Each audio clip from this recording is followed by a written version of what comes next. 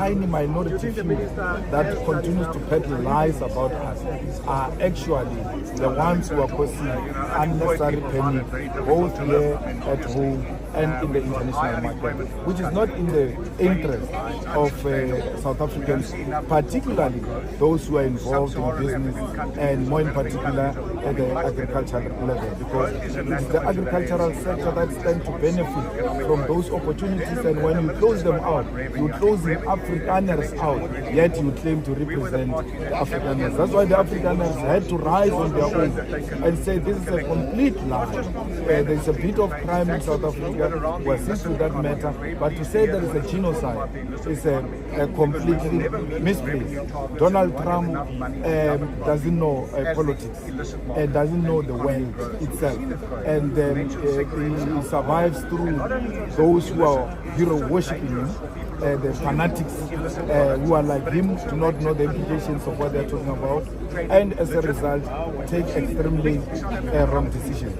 The G20 is going to continue without America, and will hand it over to America. It will be successful with or without him, and that will demonstrate to him that he is not alpha and omega in the world. As a parting shot, what do you think our government should be doing about it? I mean, the response has been very lax to a certain degree. Well, we are in a very difficult situation now, especially with the G20 coming, and we are hosting it. So your government ought to be very careful on how we go about it. Try to trade and do the counter offers and all of that. Once the G20 is done, we must come back to these races. They need to be charged with serious charges of engaging in activities that undermine the sovereignty of the South African state. South Africa as a state must never be compromised by racist interests of a tiny minority, which we must deal with decisively. We are now going to have visitors.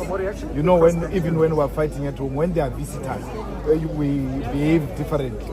But we have seen the Afriforum and them are not wanting to behave differently, in acknowledgement that there are visitors coming, and we must not show our dirty linen to our visitors.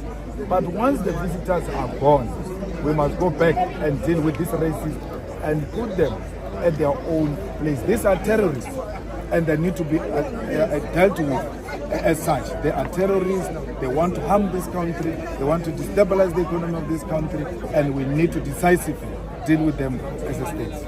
Thank you. I don't think there's anything else.